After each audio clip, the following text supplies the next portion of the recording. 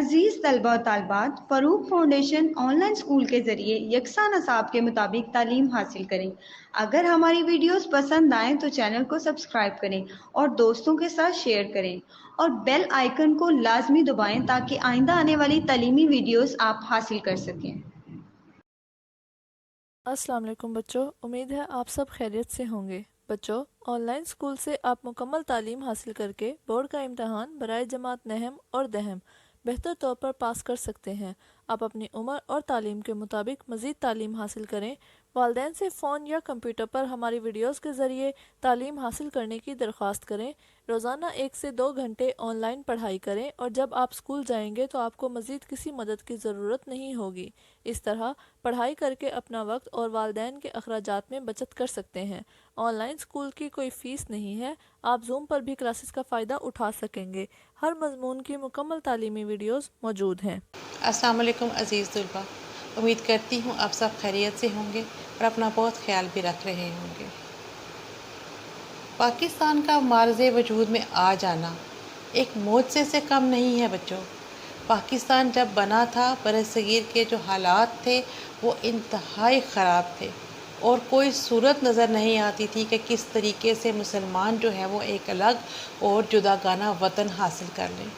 یہ اللہ تعالیٰ کا ایک انعام ہے۔ اللہ تعالیٰ نے قائد اعظم محمد علی جناح رحمۃ اللہ علیہ کے ذریعے ہمیں ایک رہنما دیا، ایک ایسا رہنما جو ہمیں لے کر چلا، ہمیں اس نے راستہ بتایا، اس نے ہمیں کر گزرنے کا حوصلہ دیا، اور ان کی قیادت میں مسلمان مرد و زن نے مل کر ایک جدوجہد کی، اور ایسی جدوجہد جس میں نہ تو کسی قربانی کو صدر کیا گیا اور نہ ہی کسی مشکل اور مصیبت کو خاطر میں لایا گیا۔ تو بچوں، آج ہم ان خواتین کی کہانی پڑھیں گے۔ چلیے چلتے ہیں سبق کی طرف۔ صفحہ نمبر ہے 94 اور سبق کا عنوان ہے تحریک پاکستان میں خواتین کا کردار۔ جی بیٹا، آپ کو پتہ ہے کہ جب پاکستان معرض وجود میں آیا تو اس وقت قائد اعظم کی سربراہی میں بچوں نے، بڑوں نے اور خواتین نے مل کر جو ہے وہ جدوجہد کی۔ تو یہ جو سبق ہم آپ پڑھنے جا رہے ہیں یہ ہے ان خواتین کے بارے میں کہ جنہوں نے اس جدوجہد میں نمایاں کارنامے انجام دیے، ٹھیک ہے۔ نہ صرف خود وہ عمل کرنے کے لیے میدان میں اتری بلکہ دوسروں کو بھی انہوں نے آمادہ کیا، اکسایا اور انہیں یہ واضح کیا کہ پاکستان جو ہے وہ حاصل کرنا کیوں ضروری ہے۔ تو اس کے لیے انہوں نے کوشش کی، جدوجہد کی، اور اس کے لیے مسائل بھی انہوں نے اٹھائے، مصیبتیں بھی اٹھائیں، اور پھر انہوں نے سزائیں بھی بھگتی اور انہوں نے تکالیف بھی دیکھیں، لیکن پیچھے نہیں ہٹیں۔ قائد اعظم کے شانہ بشانہ وہ اپنا سفر جاری رکھے رہیں، اور یہ ہوا کہ بالآخر پاکستان جو ہے وہ 14 اگست 1947 کو معرض وجود میں آ گیا۔ تو ہم ان خواتین کو خراج تحسین پیش کریں گے اس سبق میں، اور ہم جانیں گے کہ اس دور میں جب کہ خواتین جو ہیں وہ عام طور پر گھروں میں رہا کرتی تھی اور پردے کا بھی ایک طرح سے بہت زیادہ خیال رکھا جاتا تھا، گھر سے باہر نکلنا خواتین کا وہ زیادہ پسند بھی نہیں کیا جاتا تھا، الٹا معیوب سمجھا جاتا تھا۔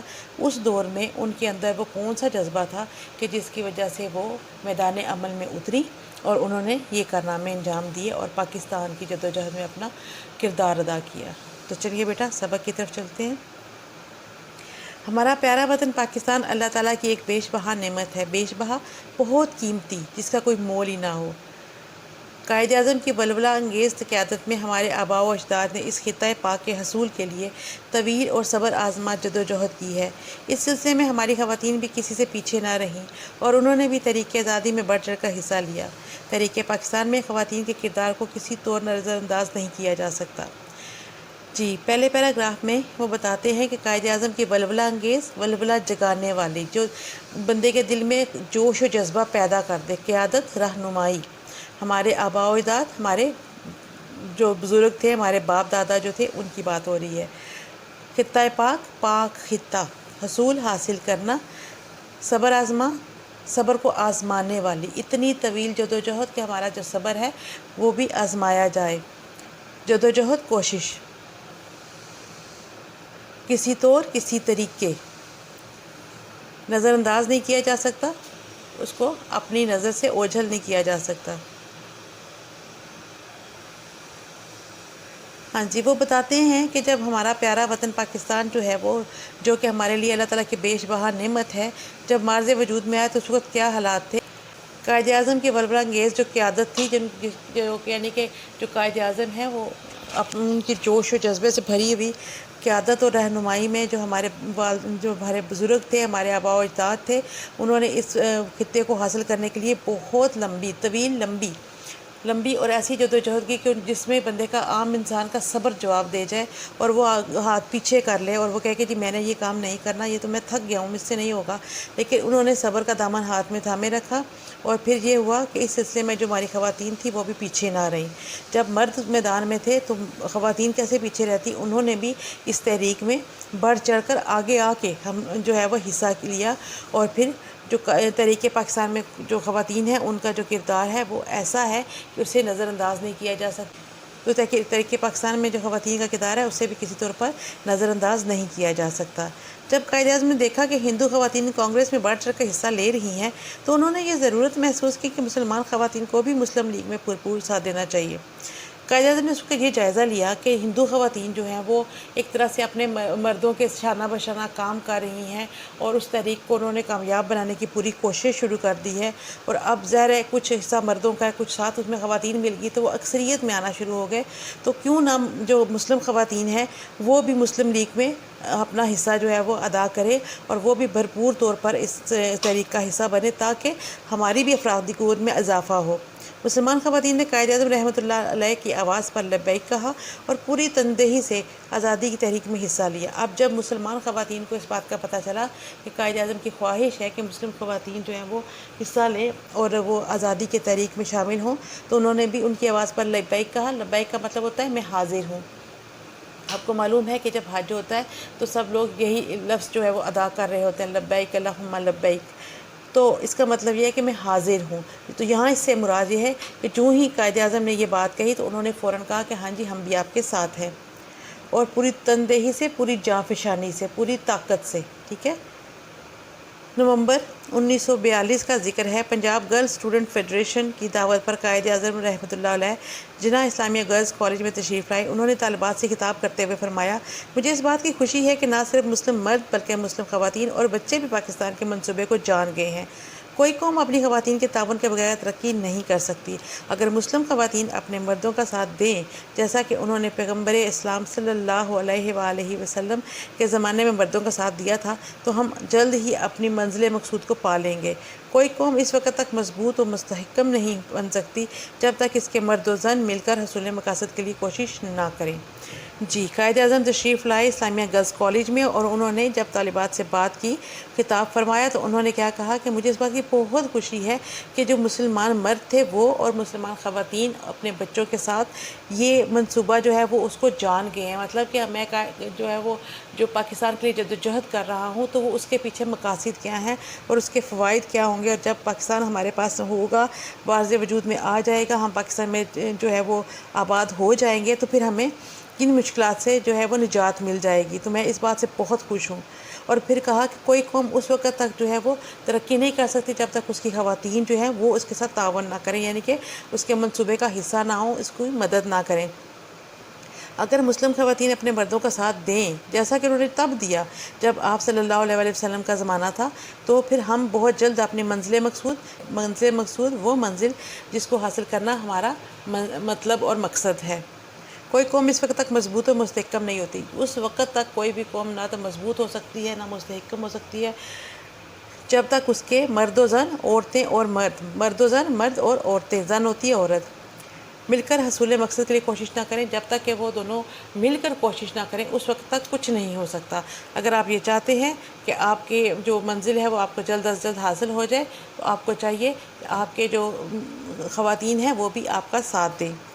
1945 میں آل انڈیا مسلم لیگ خواتین کی صدر لیڈی عبداللہ ہارون خواتین کے ایک وفد کے ہمراہ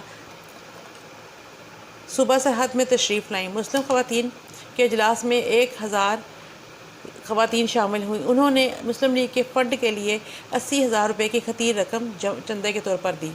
جی، وہ ایک واقعہ بیان کرتے ہیں کہ 1945 میں آل انڈیا مسلم لیگ خواتین کی صدر جو تھیں، جن کا نام تھا لیڈی عبداللہ ہارون، وہ خواتین کا ایک وفد لے کر، یعنی کہ وفد مطلب جیسے آپ ایک گروپ لے کر جاتے ہو کہیں پر، ٹھیک ہے، وہ لے کر صوبہ سرحد میں انہوں نے وہ گئیں اور انہوں نے کیا کیا کہ مسلم لیگ خواتین کے اجلاس میں 1000 جو خواتین تھیں وہ شامل تھیں۔ انہوں نے مسلم لیگ کے فنڈ کے لیے کیا کیا، 80,000 روپے کی خطیر مطلب بہت بڑی رقم جو تھی وہ چندے میں دی۔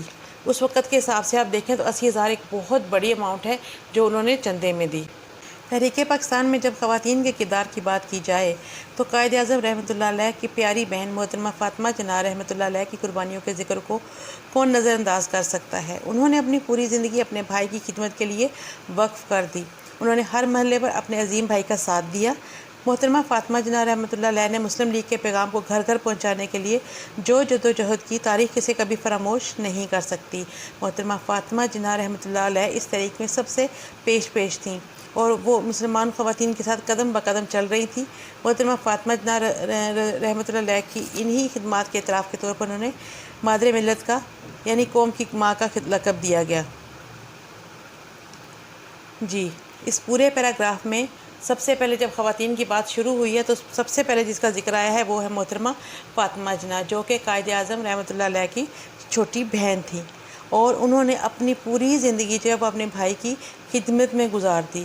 جب سے انہوں نے ہوش سنبھالا انہوں نے قائد اعظم رحمۃ اللہ علیہ کا ساتھ دیا، اور پھر یہ ہوا کہ جب قائد اعظم نے پاکستان کی تحریک شروع کی تو محترمہ فاطمہ جناح جو تھیں وہ ان کے ہر وقت ان کے شانہ بشانہ رہتی تھی اور ہر وقت ان کی خدمت میں رہتی تھی، اور وہ یہ چاہتی تھی کہ جب بھائی کام کر رہا ہے تو وہ بھائی کا خیال رکھیں، اس کی صحت کا بھی خیال رکھیں، اس کے کاموں کا بھی خیال رکھیں اور ہمیشہ اس کا ساتھ دیں۔ یہی وجہ ہے کہ ان کی ان کاموں کی وجہ سے، ان کی ان قربانیوں کی وجہ سے انہیں مادر ملت یعنی قوم کی ماں کا لقب دیا گیا۔ کچھ مشکل الفاظ ہیں، ان کے معنی بتا رہی ہوں۔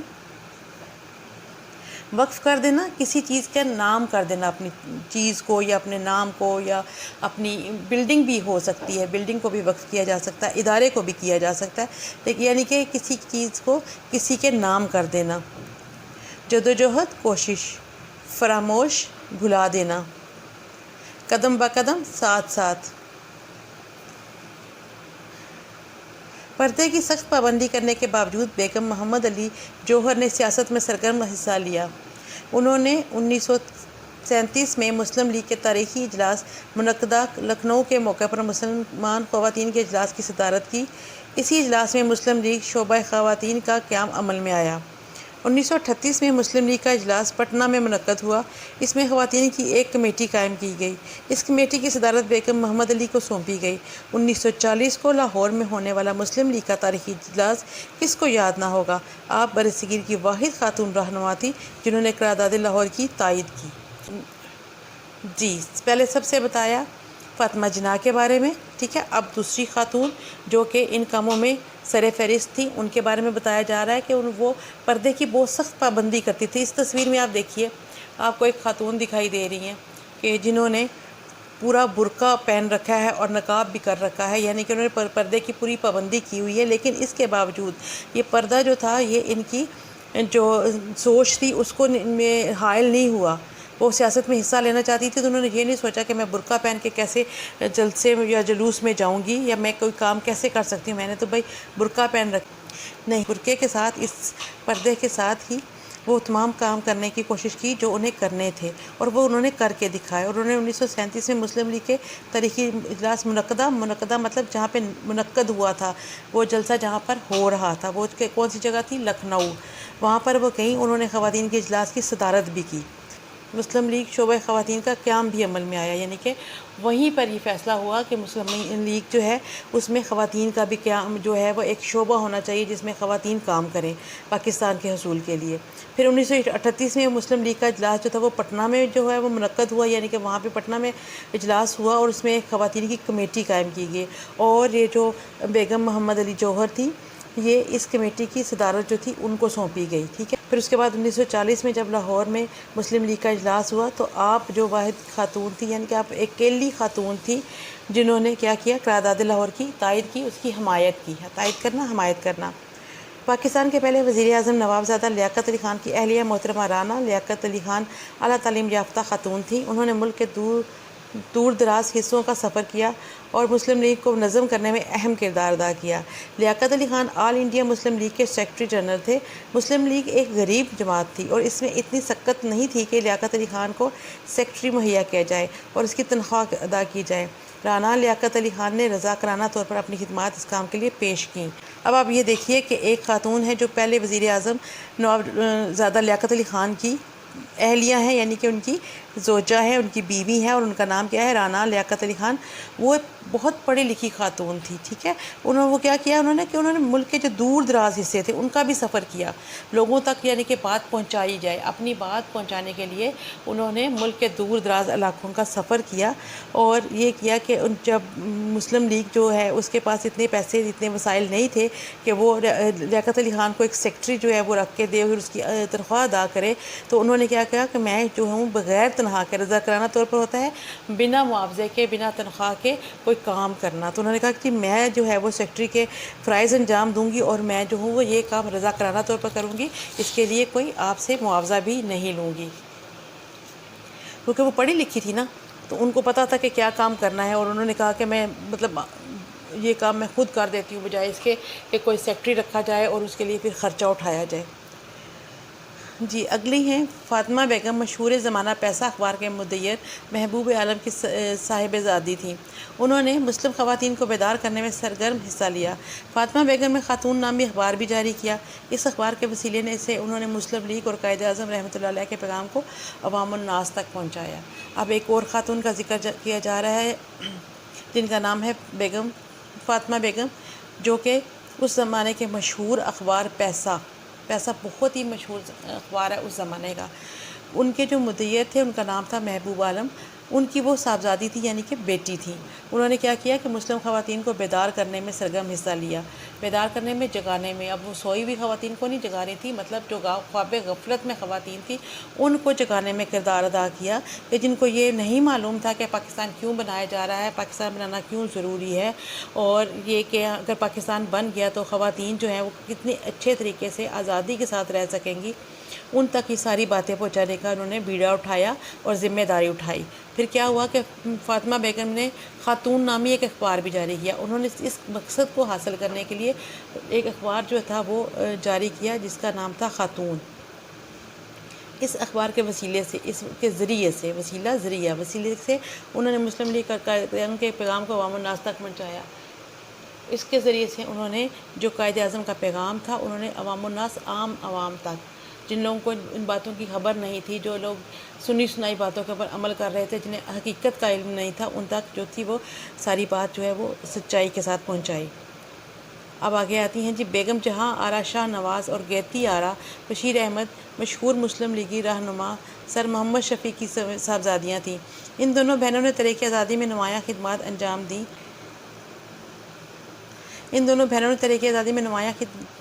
انجام دیں۔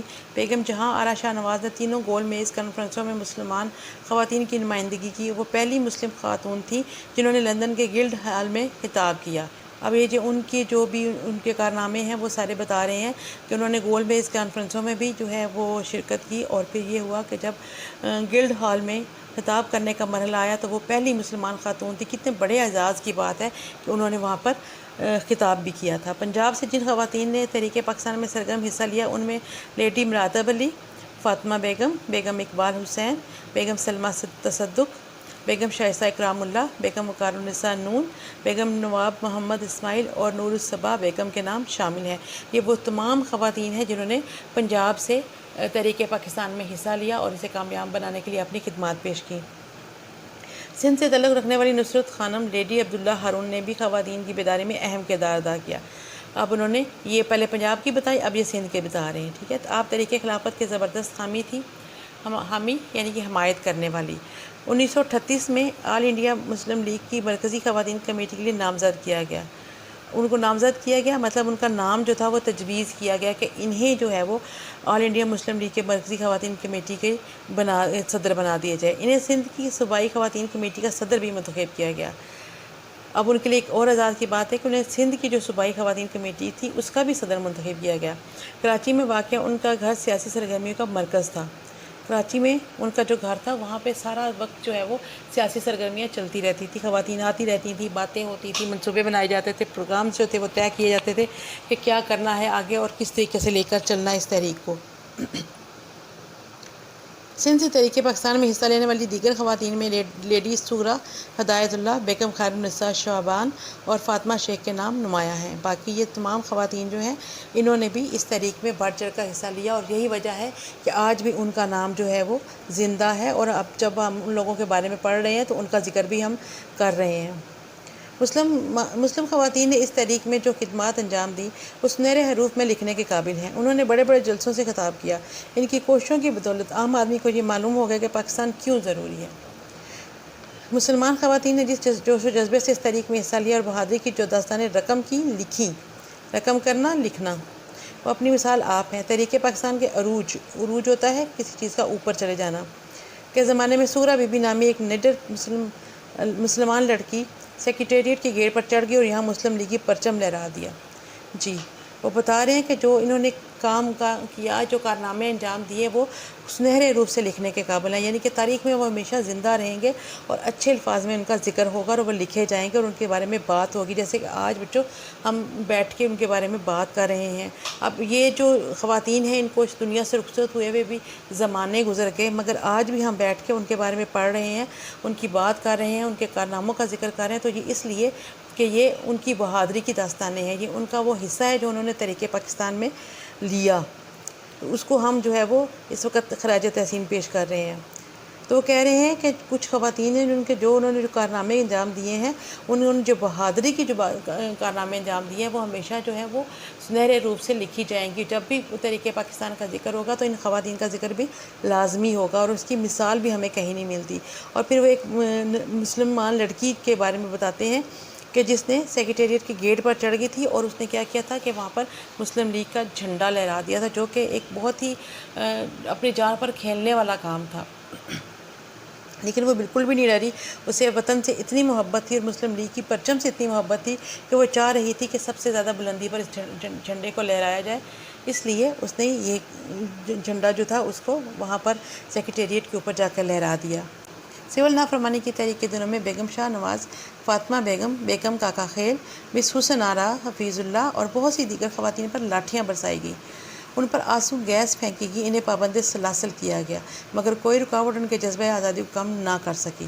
جی وہ بتاتے ہیں کہ یہ وہ خواتین ہیں کہ جن کے اوپر جو ہے وہ صرف جو ہے ان کو مسائل کا سامنا ہی نہیں کرنا پڑا، انہیں لاٹھیاں بھی کھانی پڑیں، ان پر آنسو گیس پھینکی گئی جس سے انہیں بہت تکلیف اٹھانی پڑی، اور پھر انہیں پابند سلاسل کیا گیا، انہیں قید کر دیا گیا، پابند سلاسل کیا گیا، انہیں قید کر دیا گیا، مگر اس طرح کی کوئی بھی رکاوٹ جو تھی وہ ان کے جذبہ آزادی کو کم نہ کر سکی، اور وہ اپنے کام کے اسی جوش و جذبے کے ساتھ آگے بڑھتی گئی اور کرتی چلی گئی۔ پشاور میں مسلمان خواتین ریلوے پل پر احتجاج کر رہی تھی، ریل گاڑی کے ڈرائیور نے گاڑی نہ روکی، بہت سی خواتین اپنا توازن برقرار نہ رکھ سکی اور پل سے نیچے گر گئیں۔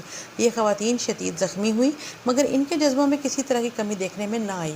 ایک اور واقعہ وہ بیان کرتے ہیں۔ پہلے انہوں نے بتایا کہ کیسے خواتین کے اوپر لاٹھیاں برسائی گئی، انہیں مارا پیٹا گیا، ان کے اوپر آنسو گیس پھینکی گئی، انہیں قید کر دیا گیا، اور پھر وہ بتاتے ہیں کہ ایک اور جگہ پشاور میں جب خواتین ریلوے پل کے اوپر احتجاج کر رہی تھیں تو کیا ہوا کہ ریل جو ڈرائیور تھا اس نے گاڑی نہیں روکی۔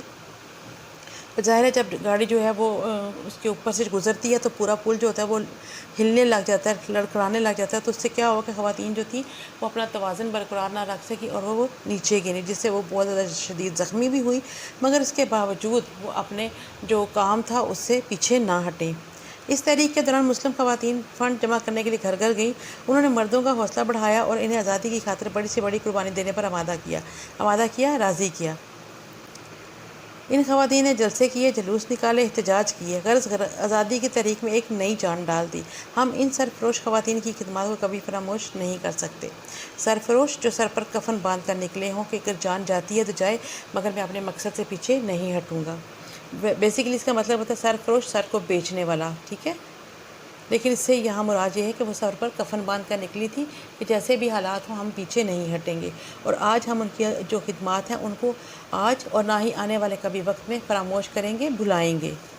جی وہ بتا رہے ہیں کہ انہوں نے گھر گھر جا کے فنڈ اکٹھے کیے تاکہ ان کے تحریک کو پیسوں کی بھی ضرورت تھی. آپ کو پتہ ہے جب بھی کوئی تحریک چلائی جاتی ہے تو اس میں جو روپیہ پیسہ ہے وہ بھی انوالو ہوتا ہے. بہت سارے ایسے کام ہوتے ہیں جو بنا پیسے کے نہیں ہو سکتے. تو انہوں نے جا کر تحریک چلائی اور لوگوں کے گھروں سے جا کر فنڈ اکٹھے کیے تاکہ وہ تحریک آزادی میں بڑھ چڑھ کر حصہ لے سکیں. پھر انہوں نے جلوس نکالے, انہوں نے جلسے کیے, انہوں نے احتجاج کیے, مطلب جو بھی طریقہ کار ہو سکتا تھا اس کو آزمایا تاکہ جلد از جلد جو ہے وہ پاکستان جو ہے وہ حاصل کیا جا سکے, اپنے لیے ایک ملک جو ہے وہ بنایا جا سکے. جی بچوں, مشق کی طرف چلتے ہیں. محترمہ فاطمہ جناح رحمۃ اللہ علیہ کو مادر ملت کیوں کہا جاتا ہے؟ کیونکہ انہوں نے اپنے بھائی کے ساتھ مل کر ملک کے لیے جو خدمات انجام دیں, وہ کوئی اس طرح کا کام جو ہے وہ کوئی ماں ہی کر سکتی ہے کہ جو اپنی ساری ضرورتیں جو ہیں وہ ایک سائڈ پہ رکھتے اور ملک کے لیے یا اپنے بچوں کے لیے جو ہے وہ اچھا سوچے اور اچھا کر گزرنے کے لیے اپنی جان بھی جو ہے وہ جوخم میں ڈال دے. تو اس لیے ان کو مادر ملت کہا جاتا ہے. رانا لیاقت علی خان کون تھی؟ ہم نے پڑھا کہ وہ, اب اس پیج پر آئیں دوبارہ اس لیے کہ آپ کو یاد آئے کہ آپ نے کیا کرنا ہے. وزیر اعظم نواب زیادہ لیاقت علی خان کی اہلیہ تھیں. ٹھیک ہے. لیاقت علی خان نے تنخواہ پر سیکٹری کیوں نہ رکھا؟ لیاقت علی خان نے تنخواہ پر سیکٹری اس لیے نہ رکھا کیونکہ مسلم لیگ جو تھی اس کے مالی وسائل اس طرح کی اجازت نہیں دیتے تھے کہ وہ کوئی ایسا بندہ ہائر کریں جس کو ان کو پیسے بھی دینے پڑے, یعنی کہ تنخواہ بھی دینی پڑے, کیونکہ وہ ایک غریب جماعت تھی نا, وہ تنخواہ نہیں دے سکتے تھے, اس لیے انہوں نے سیکٹری جو تھا وہ نہیں رکھا.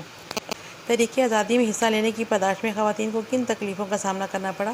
وہ تمام تکلیفیں جو ہم نے اس پیراگراف میں پڑھی ان کو آپ یہاں پر لکھیں گے. نمبر 2, درست جواب پر ٹک کا نشان لگائیے. قائد اعظم کی خواہش تھی کہ مسلمان خواتین کیا کریں؟ اپنے گھروں پہ رہیں, گھر کے کام کاج کریں؟ نہیں, ان کی خواہش تھی کہ آزادی کی جدوجہد میں شریک ہوں. محترمہ فاطمہ جناح رحمۃ اللہ علیہ کو کہا جاتا ہے مادر ملت. ٹھیک ہے جی, اگلے صفحے پہ آ جائیں. 1938 میں مسلم لیگ کا اجلاس ہوا پٹنہ میں. قرارداد لاہور کے تائید کرنے والی واحد خاتون رہنما کون تھی؟ کون بتائے گا مجھے؟ بیگم محمد علی جوہر. لیڈی عبداللہ ہارون کا تعلق تھا سندھ سے. بیگم فاطمہ کے جاری کیے گئے اخبار کا نام تھا خاتون. تینوں گول میز کانفرنسوں میں شریک ہونے والی خاتون رہنما تھیں بیگم چہارہ شاہ نواز. گلڈ ہال واقع ہے انگلستان میں. لندن میں لکھا ہوا تھا وہاں پہ, تو لندن کہاں ہے؟ انگلستان میں, تو ہم انگلستان کو ٹک کریں گے. سوال نمبر 3 ہے, اعراب کی مدد سے تلفظ واضح کریں. خلافت, موقف, تعاون, حصول, سلسلے, سقط, عروج, توازن, منعقد. اب سوال نمبر 4 ہے جی, جملوں میں استعمال کریں. بیداری, دم لینا, پابند سلاسل, خراج تحسین, منزل مقصود, ولولہ انگیز, تعلیم یافتہ, پاداش, جوک در جوک, لبیک کہنا. ان سارے الفاظ کے آپ نے خوبصورت سے جملے بنانے ہیں اور ان جملوں کو آپ نے پھر میرے ساتھ شیئر بھی کرنا ہے. ٹھیک ہے, کمنٹ باکس میں مجھے بتانا ہے کہ کس لفظ کا آپ نے کیا جملہ بنایا ہے.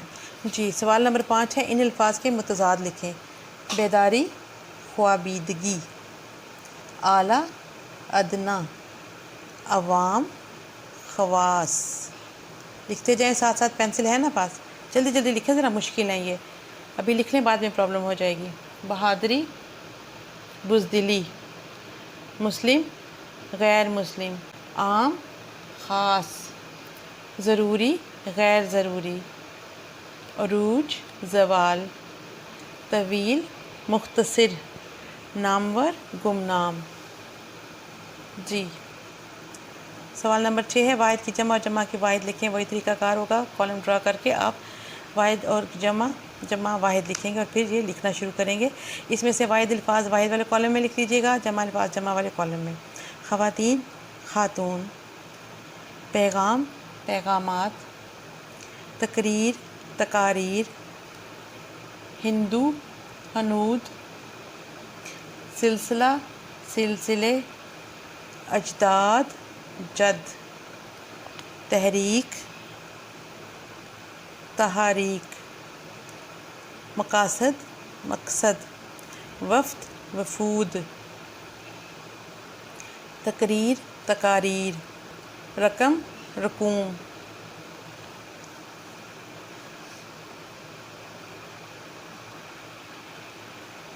جی اگلا سوال نمبر 7 ہے، اس سبق میں بلبلہ انگیز استعمال ہوا ہے، آپ اس کے طرز پر 3 مزید الفاظ بنائیں جیسے نفرت انگیز. ٹھیک ہے، جیسے ایک لفظ میں آپ کو بنا دیتی ہوں شر انگیز. ٹھیک ہے، اس طرح کے 2 لفظ اب آپ نے خود بنانے ہیں اور ان کو اپنی کاپی کے اوپر لکھ لینا ہے. نیچے دے گیا لفظوں کے جوڑے کو جملوں میں اس طرح استعمال کریں کہ ان کا فرق واضح ہو جائے. یہ 2 لفظ ہیں حامی اور حامی. اس طرح کا سوال ہم نے پہلے بھی کیا تھا پچھلی مشق میں بھی. اسے متشابہ الفاظ کہا جاتا ہے. یہ حامی کون سا ہے اور یہ حامی کون سا ہے، یہ آپ نے ان کے معنی دیکھنے ہیں اور آپ نے لکھنے ہیں. جیسے کہ یہ حال اور یہ حال ہے. ٹھیک ہے، ایک حال وہ ہے نا جو ہم کہتے ہیں آپ کا حال چل کیا ہے، یہ والا حال ہے وہ. ٹھیک ہے، اور ایک حال بڑا کمرہ. ٹھیک ہے، اس طرح سے ان کے ہیں حامی اور حامی. ٹھیک ہے، یہ بھی آپ نے کرنا ہے. ایک میں نے آپ کو کروایا، ایک آپ نے خود کرنا ہے. یہ اس لیے دیتی ہوں تاکہ آپ خود سے بھی کیا کریں، بڑے بچے ہیں. دی گئی مثال کے سامنے رکھ کر مزید لفظ بنائیے. اب انہوں نے ایک نئی ایکٹیویٹی آپ کو دی ہے جس میں وہ ایک لفظ انہوں نے دیا ہے اور اسے ایک ہم نے نیا لفظ بنانا ہے. ٹھیک ہے، جیسے کہ قائد سے قیادت، لائق سے کیا ہوگا لیاقت، خائن سے خیانت. ٹھیک ہے، اس طرح آپ کی یہ مشق کمپلیٹ ہو جاتی ہے. کاپی ورک آپ مکمل کیجئے. تو بچوں آج آپ نے جانا کہ کس طرح ان مسلم خواتین نے اپنے وسائل میں رہتے ہوئے بڑھ چڑھ کر اس تحریک میں حصہ لیا اور اس کو کامیاب بنایا. اب یہ ہمارا فرض ہے کہ ہم اس ملک کی حفاظت کریں اور قائد اعظم کے بنائے ہوئے اس آشیانے کو سنواریں. ملتے ہیں اگلے سبق میں. اللہ حافظ.